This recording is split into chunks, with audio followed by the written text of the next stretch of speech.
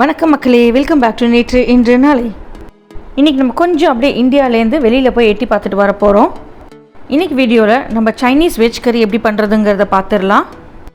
இந்த Chinese veg கறியை நான் 5 ஸ்பைஸ் பவுடர் அரைச்சி தான் பண்ண போகிறேன்.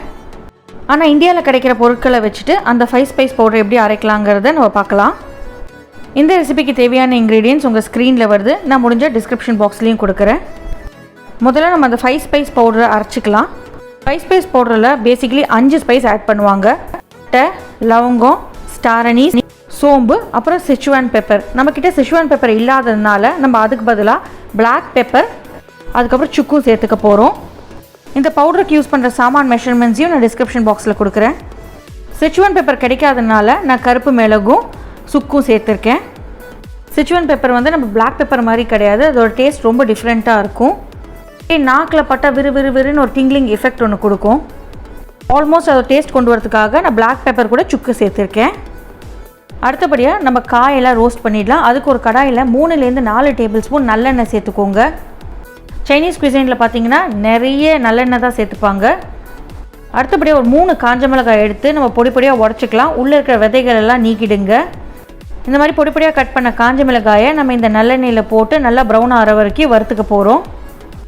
இந்த காஞ்ச மிளகாய் தான் நம்ம டிஷ்ஷுக்கு ஒரு நல்ல ஃப்ளேவர் கொடுக்கும், அதனால் அதை நல்லா ரோஸ்ட் பண்ணிக்கோங்க. அது ரோஸ்ட் ஆனதுக்கப்புறம் நம்ம நல்லா தின்னாக ஸ்லைஸ் பண்ண பூண்டு பல்லை சேர்த்துக்கலாம்.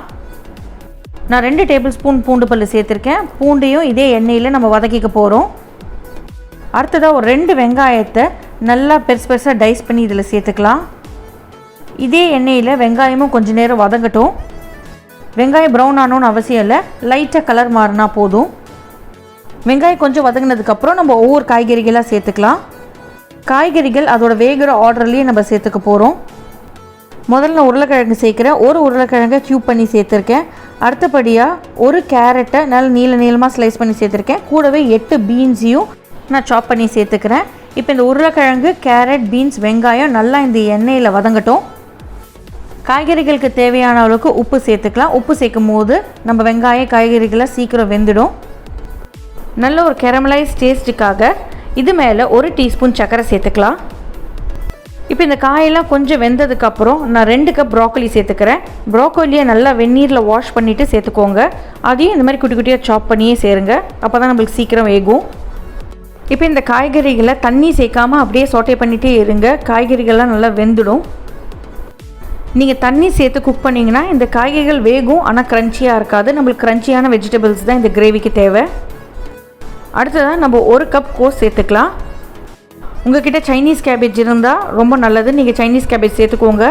இன்கேஸ் உங்களுக்கு சைனீஸ் கேபேஜ் கிடைக்கலனா நீங்கள் என்ன மாதிரி சாதா கோஸ் கூட சேர்த்துக்கலாம். கடைசியாக நான் ஒரு 10 மஷ்ரூமை 2ஆக ஸ்லைஸ் பண்ணி சேர்த்துருக்கேன். மஷ்ரூம்ஸ் வேக உப்போடு சேர்ந்து உங்களுக்கு நிறைய தண்ணி விடும். ஸோ அதுலேயே நம்ம காய்கறிகள்லாம் நல்லா வெந்துடும். நான் மறுபடியும் சொல்கிறேன், முடிஞ்ச அளவுக்கு காய்கறிகளை தண்ணி சேர்க்காமல் அப்படியே சாட்டே பண்ணிகிட்டே இருங்க, வெந்துடும். இப்போ இந்த காயெல்லாம் ஒரு 75% வெந்ததுக்கப்புறம் நம்ம கார்ன்ஃப்ளவர் சேர்க்க போகிறோம்.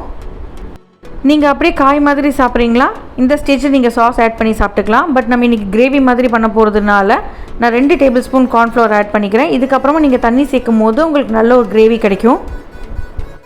கார்ன்ஃப்ளவர் கொஞ்சமாக இந்த காய்கறிகள் எண்ணெயோட ரோஸ்ட் ஆனதுக்கப்புறம் கொஞ்சமாக தண்ணி சேர்த்துட்டே வாங்க. கார்ன்ஃப்ளவர் நல்லா தண்ணி உரியும்.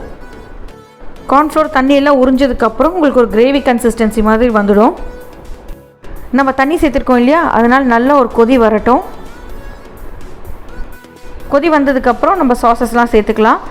நான் இந்த கிரேவிக்கு 1 டேபிள் ஸ்பூன் பீன் சாஸும் 1 டேபிள் ஸ்பூன் சோயா சாஸும் சேர்த்துக்கிறேன்.